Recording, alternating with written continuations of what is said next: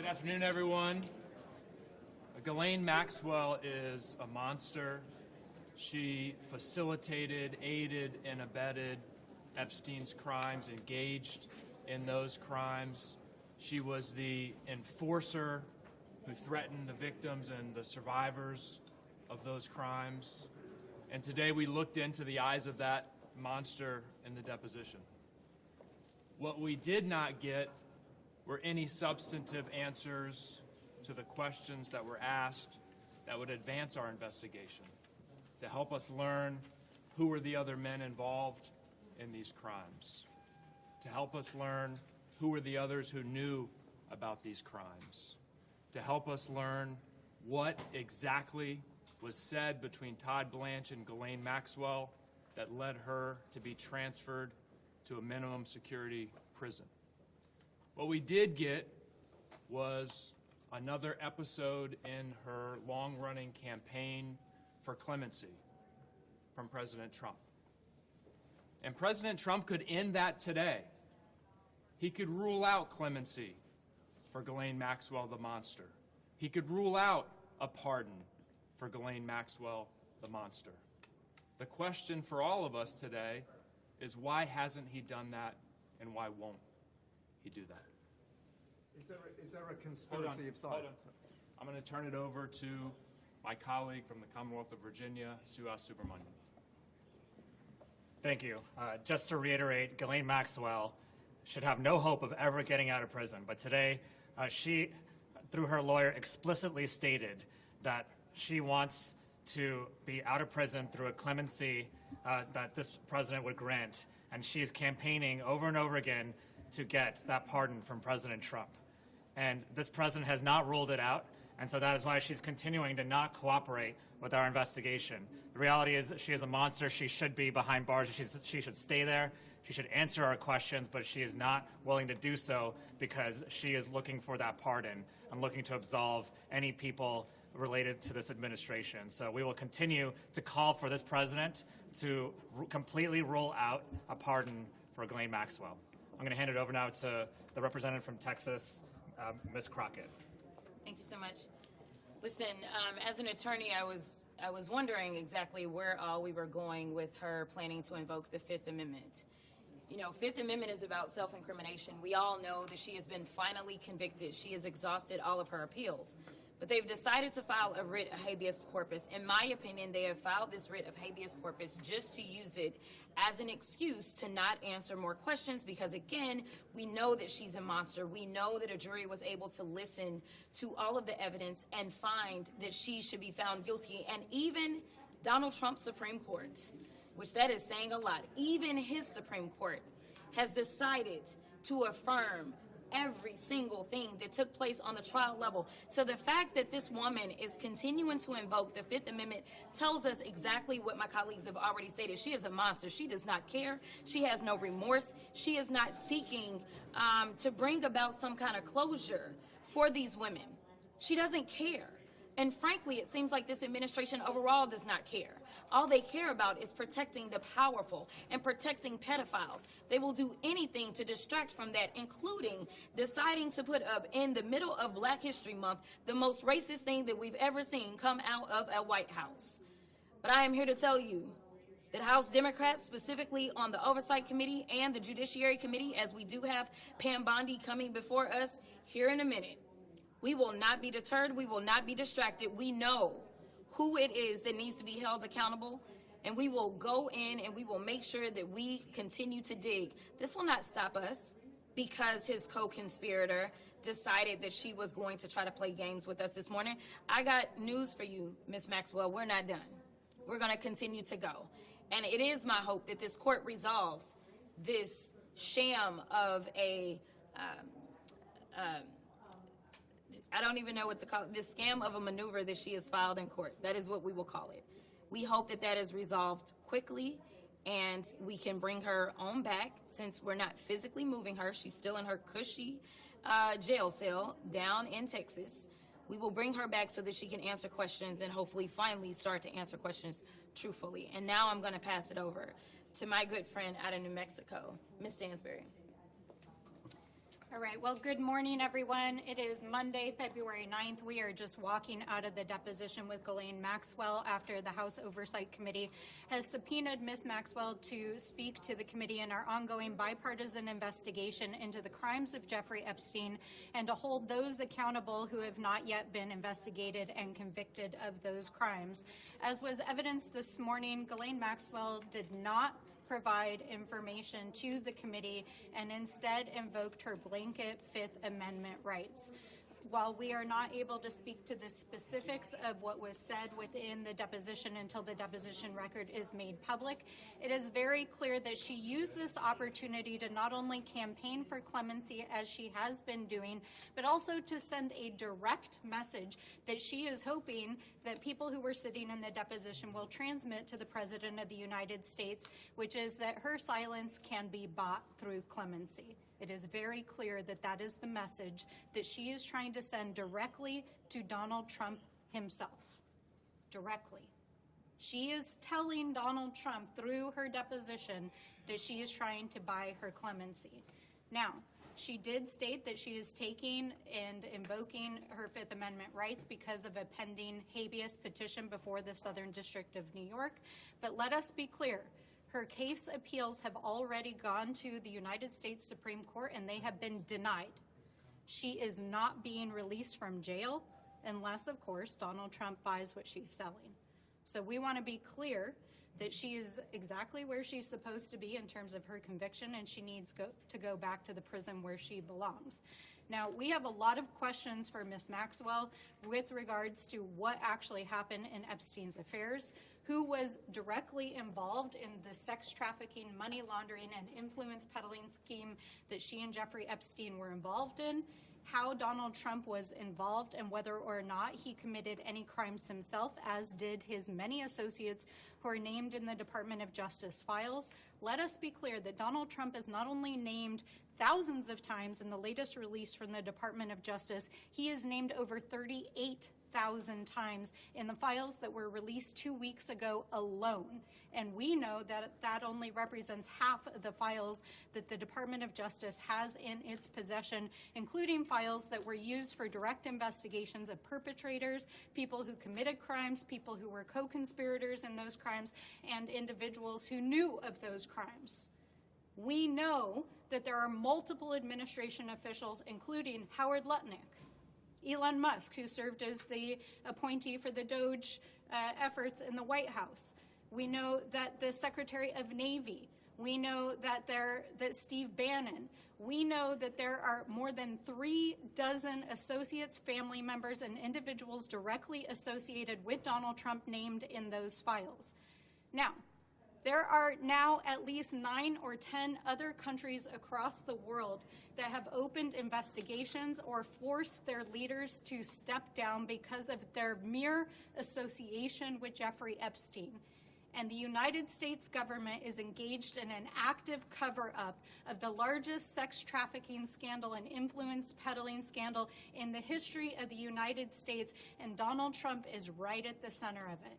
And the person who is living to provide the evidence, who knows what is going on, is trying to invoke the Fifth to buy her clemency. So let's be clear on what we saw here today. This was an effort to essentially try to secure her pardon by keeping her mouth shut. And we will not allow this silence to stand. It was announced late last week that the Department of Justice would allow members of Congress to view the unredacted files of the files that have been released, and many of us will head to the Department of Justice today to look at the memos and internal documents of Department of Justice that were removed from the website, to understand why names of survivors were unmasked, and why and who the Department of Justice is shielding as they have redacted files that include perpetrators and co-conspirators. And with that, we will stand for questions. Can you talk about if there was a conversation around Howard Lutnick, for example? I know Comer said he didn't want to disrupt the other 5 depositions that they have scheduled, but I don't know how even just trying to speak to Comer would disrupt the other 5. So I wonder if you could help us understand. With regards to this deposition, With regards to any future deposition with Howard Lutnick or some of the others that you described. The committee is keeping an ongoing list of individuals we would like to subpoena. It's really important for folks to understand that in order for us to subpoena anybody, the majority has to consent. And so while we appreciate that there is bipartisan cooperation in this case, we have a whole list of individuals we would like to subpoena before the committee that they have not consented to. Of course, we would like to speak to Secretary Lutnick, and I personally believe that Mr. Lutnick needs to step down immediately. Ma'am, Can I just what- get what is clarity? your- what is He's your message to blocking Lutnick? what is your message to survivors amid this sort of wall of silence that we've seen today from Ghislaine Maxwell? Our message to survivors is that we are here to bear witness, to fight for justice, and to fight for convictions. Yeah, I mean, we're standing with them. We have been in communication with those survivors that are really, there are a certain number of survivors that are really more involved than others, and they are standing for their fellow other survivors. They're out front. We are standing with them, and we are telling them that we're not going to back down, which is why we're very clear about the fact that, yes, this took place today, and basically Ghislaine was like, I'm not going to participate, but we're not going to stop. You know, there were those that thought we would stop when we were able to get the discharge petition done. There were those that thought we were going to stop when it didn't seem like we had the votes once we finally got that done. I mean, the House Speaker shut the House down so that we would not go there, right? And now that they have violated the law, because this is actually in law, we are not stopping. So I want people to understand that House Democrats, we are going to be on their asses. Like, that's just the reality. And what is your message to President Trump in that case? Same thing. We're going to be on his ass. I mean, you know, it is so, I don't really know where we are in this country. Why are we even having this conversation? The United States is falling apart right now, partially because he's going out and randomly allowing for the killings of people in the middle of the street. But the other part of it is that we have a 34-count convicted felon, and there are people that are still shielding him from any type of accountability as it relates to a child sex trafficking ring. It is time to take the blinders off. Like, I don't understand why we are pretending like any of this is normal. And I think that that is the level of frustration that so many people are bringing, whether you're a Democrat, Republican, or independent, specifically to the Epstein file situation. Because right now we know that they were willing to try to throw the Clintons in prison for not showing up, yet they won't even allow us to bring other people into committee who we know are mentioned in these files and mentioned so much more. When we went through the hearing as relates to the Clintons, I said, listen, we know that Donald Trump's name is mentioned more. Bring him in too. Like, I'm not saying that this should be partisan. This should be whoever. I want to be clear about that. This, for the Democrats, this isn't partisanship. This is about right versus wrong. Can I ask I just want to say, with respect to the survivors, I spoke with a survivor this morning. Many of them are on Capitol Hill today at the Judiciary Committee hearing. And what I said to her is, what we need is for members of Congress, Democrats and Republicans, to show just a tiny bit of the courage that the survivors have shown. If we can find it, if our Republican colleagues can find just a little bit of courage, when the survivors have demonstrated incredible courage throughout this ordeal, we can make progress and get the transparency they're asking for. Take you and then you. Go ahead. Can I just ask, the Epstein files could possibly bring down a British Prime Minister. Why do you think that is happening there, but it's hardly politically hurting an American president? Well, I think it's important to note that right now the Congress is controlled by Donald Trump's allies. And our Speaker of this House preferred to keep the House of Representatives shut for more than 40 days so that we could not advance the Epstein Files Transparency Act. He is being actively shielded by members of his own party, whereas in other countries, including the UK, members of parliament are demanding accountability. And that is why our plea is to the American people. We need to hold these people accountable. And my message to Donald Trump is, we're coming for you. We are not moving on. I'd like to ask you just a couple of things. First of all, about the demeanour of Ghislaine Maxwell. What did she say? How did she look? Can I also ask, we've heard from your committee before that you want to hear from the former Prince Andrew and from Peter Mandelson. Do you think there are questions for the broader British royal family, King Charles. Yeah, Ghislaine Maxwell was once again unrepentant. She was very robotic, and she was not at all remorseful about pleading the Fifth today. I think again this is all strategy for her to try to get a pardon from President Trump, and she has never shown any remorse for the victims in this entire case. And the As it royal relates family, to the royal family. so as it relates to that part, I think that we want to speak to anyone who has information. Now, again, being an attorney, it's been quite frustrating that the Department of Justice has continued to hold files against the law and against the subpoenas, right? But what you would normally do is you would start with the evidence. So it's a matter of us taking a look at the evidence and trying to see who it is that is involved in this very tangled web.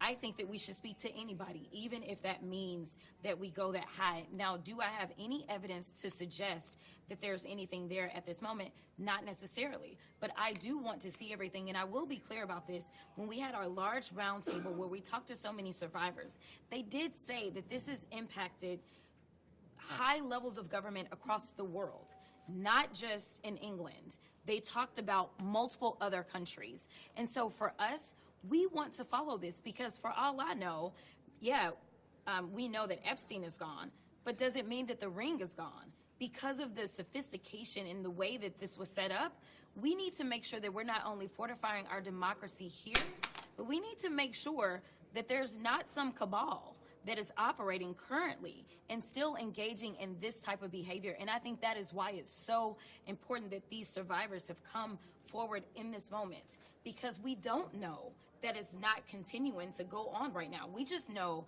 that Epstein is gone. We know that Maxwell is gone. But it wasn't just the two of them. And I think that that is why it is important that we review those files. And anyone that we feel like is involved, based on the files, based on the evidence, we feel like they need to come forward and speak to us. So we're going to take two more questions. So Congressman Biggs came out and said that Maxwell's lawyer said that she had no indication that either President Trump or President Clinton were implicated in any wrongdoing. Wondering if you'd confirm that you heard that, but also how you evaluate that statement given some of the comments you're making about her clemency plea. And we'll take your question and then we'll answer and wrap up. I just wanted to ask what you all make of Congressman Comer's back and forth with the Clintons on closed-door tape deposition versus public testimony, and if you're worried that this might derail what's going on right now and lead Republicans back to pursuing contempt.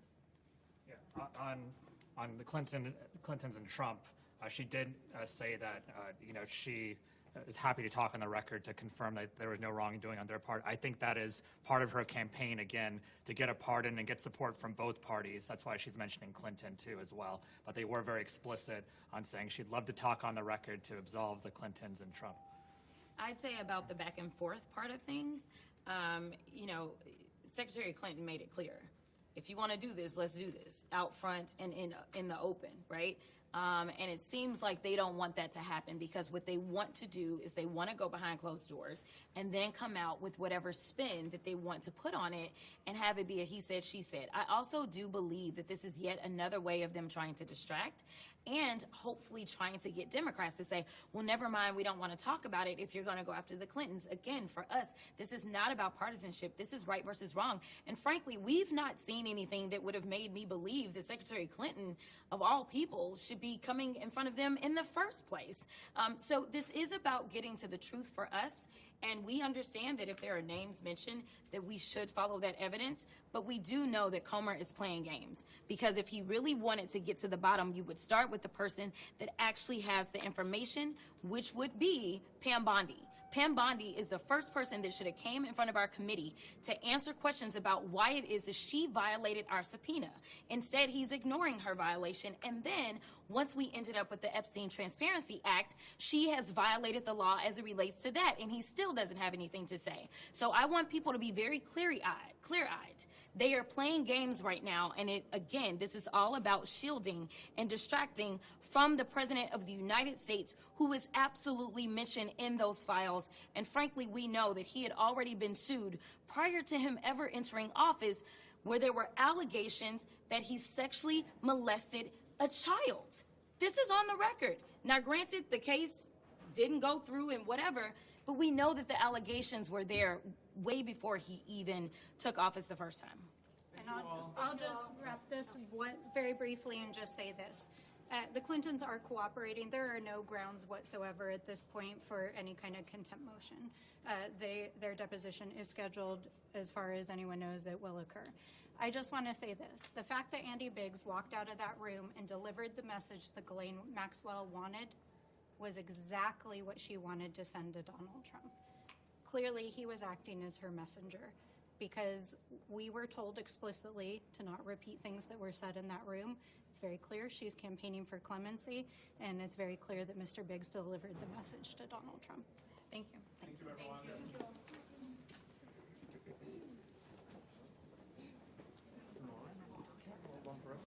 Support journalism you trust. Support PBS News. Donate now, or even better, start a monthly contribution today.